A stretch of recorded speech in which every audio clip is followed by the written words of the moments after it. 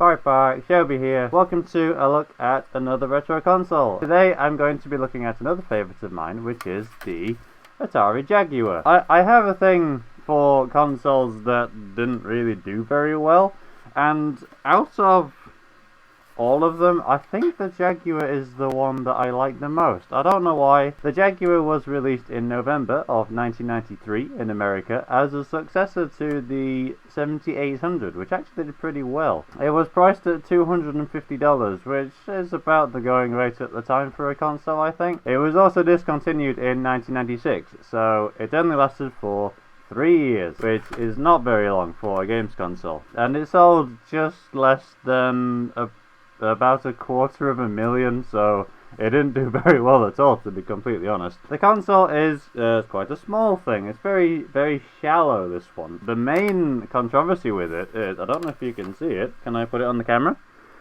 It says on the bottom, it is a 64-bit console. And there was a huge question about, is it actually a 64-bit console? I gather inside were two processors, each of 32-bit, and Atari said that they work together and it's a 64-bit console. And everyone else is going, hang on a minute, I don't think that's right. Either way, it didn't really live up to expectation, presumably because it's got two separate things doing different things inside.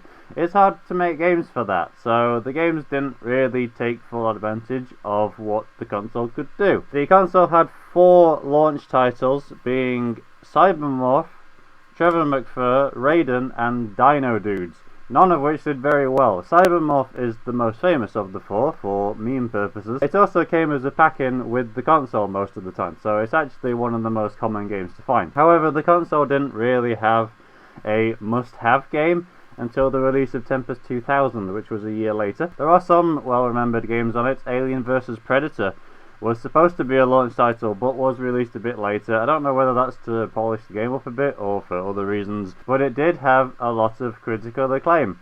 And also, the version of Doom for the Jaguar is considered one of the best console versions at the time, despite the fact it didn't have background music, but everything else was like really accurate to the original. There's also many other ports of games such as NBA Jam, Flashback, Worms, things like that. Also, fun fact, Rayman was meant to be a Jaguar exclusive game. However, Sony came along and said, can you make this for the PlayStation as well? And they went, yeah, sure, why not? And the PlayStation version actually came out before the Jaguar version, so that's why the PlayStation version is the one that everyone knows. And take a look at the console itself. As I mentioned before, it's very narrow. Well, not narrow, it's very small this way. Like, you get a lot of consoles that are quite thick and chunky. This one, not so much. It uses cartridges, of course, in the top. An interesting thing is, it doesn't have a dust cover, so it's kind of open to the elements, and dust can get in it. It is recommended that you keep a cartridge in it at all times to stop this from happening. I don't know whether that's a good idea, but there you go. There are 2 controller ports at the front, as always. On the back we have an RF cable, as always, a power supply, and then 2 little. They look like exposed circuit board kind of things, and that's what you connect things to. So the AV cable goes into one of those. And presumably if you have peripherals, they go into the other one. I don't know, it's very strange. Speaking of peripherals, you'll be pleased to know that this console didn't have many, so I'm not going to be going through a lot in this video. However, I'll just take a look at some things to do with the console. One of the most famous, or the most infamous, is the controller. I'm going to do this, and then it looks like a standard controller. You've got your D-pad, you've got your buttons and everything, and it looks pretty nice. But then you see the rest of it, and it's got this on it. The keypad is a common thing that was in controllers in the 80s. Like, you could use the different numbers to do different things in the game. It's a very strange way of adding more buttons on the controller, and for some reason Atari decided to carry on with this. I don't know why. I think if the controller was just the top bit, like you see, like this line here, if all the bottom bit had gone, it would be a really nice controller. It has a pause button on it. It actually says pause, and there's an option button. So there was an option button before the PlayStation made it cool. The only peripheral I actually own myself is the Team Tap, or well, basically a multi-tap. This is for multiplayer games like your football games and NBA Jam and things like that. You could use 2 of them, so if you actually had, for some reason, 8 Jaguar controllers, you could use that, but I don't know. I'm not even going to get it out of the box, there's nothing special about it. Other peripherals for the console include a Pro Controller, which has 6 buttons for your fighting games, and I believe is slightly more responsive. Something called the Jag Link, which basically means you can connect 2 consoles together and play local multiplayer, I guess. But you need 2 televisions for that. How does that work? And of course, the very, very famous and infamous again, CD units. There were many cancelled things for the Jaguar. There was a voice recognition thing, an internet modem. You could have a video card, so you could play VCDs, I guess. And a VR headset. There actually was a VR headset planned. 2 prototypes were made. I believe they're still out there somewhere. But yeah, a lot of games companies at the time tried the idea of a VR headset, and all of them said, this is a terrible idea, let's not go ahead with this. I'm going to have a look at a game itself. This is Trevor McFur, one of the launch titles. You can tell from the cover it was trying to be a bit Star Foxy. You've got this guy here, who is a Jaguar, funnily enough. But you're shooting things in space. It's obviously trying to be like Star Fox. Inside the box, what do we have? Of course, the games came on cartridges. They were pretty good games, to be fair, bearing in mind they come on cartridges. I mean, if you play something like Tempest 2000 and think, this is on a cartridge, like, that's really good. You have your instruction manual, as always. I remember these are pretty cool. But also, we have... oh no. We have one of these. Right, yeah, what's this? This is another remnant of the 80s, where basically you would get your controller, and then this thing, I can't do it because it's very fiddly, but it goes on top of the keypad, so you can tell what all the buttons do. And if a game uses the keypad, it tends to come with one of these, and they get lost very easily. I don't know. Very, very strange. One of the most sought after things with the Jaguar is, of course, the CD unit. Now, I don't have the CD unit because I am not absolutely loaded with money. Also, I'm not really stupid.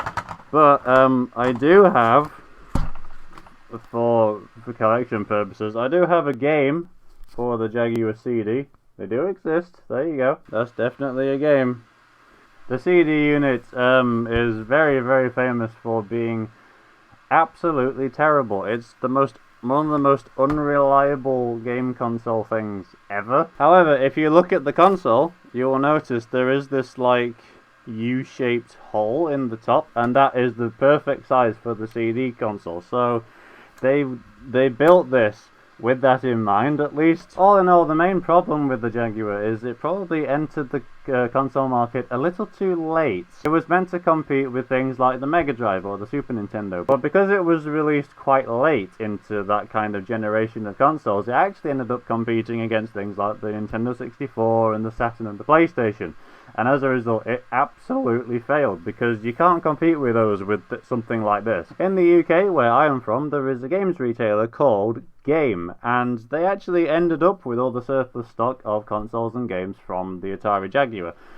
And in 2001, they ended up reselling them as kind of like new consoles. So if you see a pre-owned one in the UK, it's most likely going to be one of those, especially if it comes with everything, like your box and all the cables and bags and books and everything. The consoles themselves sold for £30, brand new, and the games from about £10. These actually remained in stores until 2007, so there was a lot to get through, I guess. Either that or no one bought one. Another fun piece of knowledge for you, the Jaguar case became recycled into what became the ill-fated Coleco Chameleon. I don't think that ever got released. Well, no, I'll have a quick look at the console itself for you now. So here we are with our Jaguar.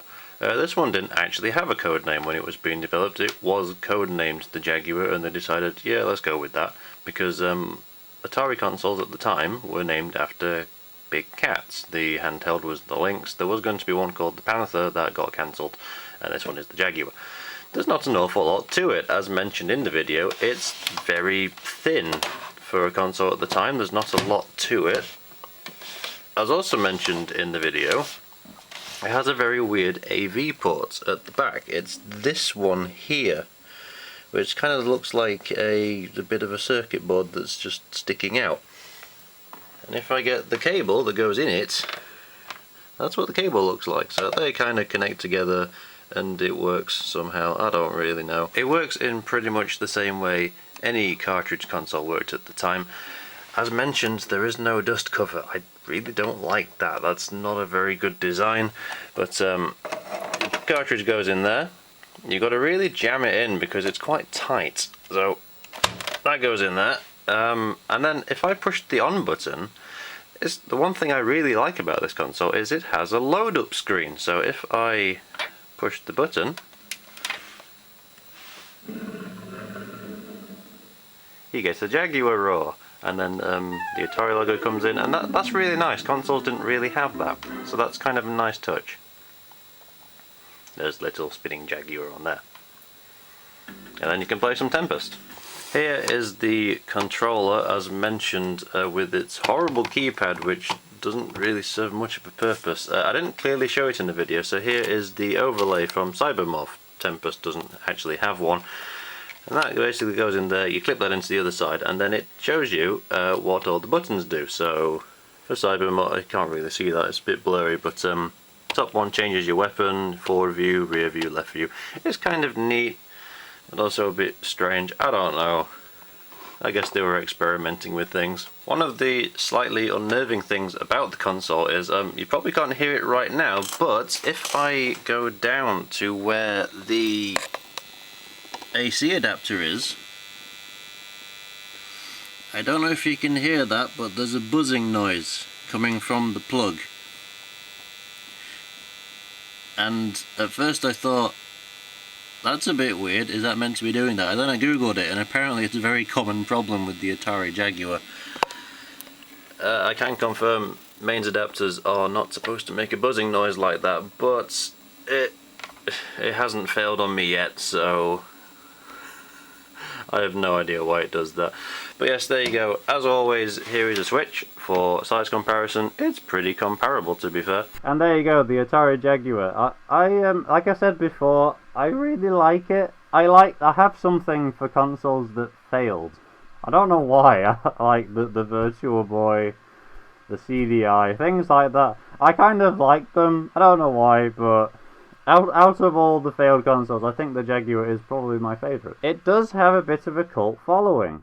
I don't know why, but there's a bit of a homebrew scene for it now. And, yeah, I think it's...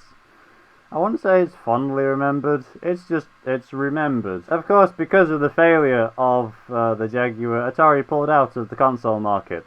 Finally.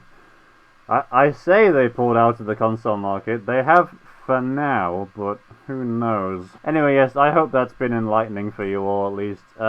I have a whole bunch of videos coming up, as always. I've got a few ideas of different things I want to try. So if you want to see what I've got coming up, feel free to stick around. If you want, give a follow. I don't care. You don't have to if you don't want to. I don't mind. It's over there if you want it. Bye. I'm Shobi. Stay awesome, everyone. And as always, I will see you next time. Bye.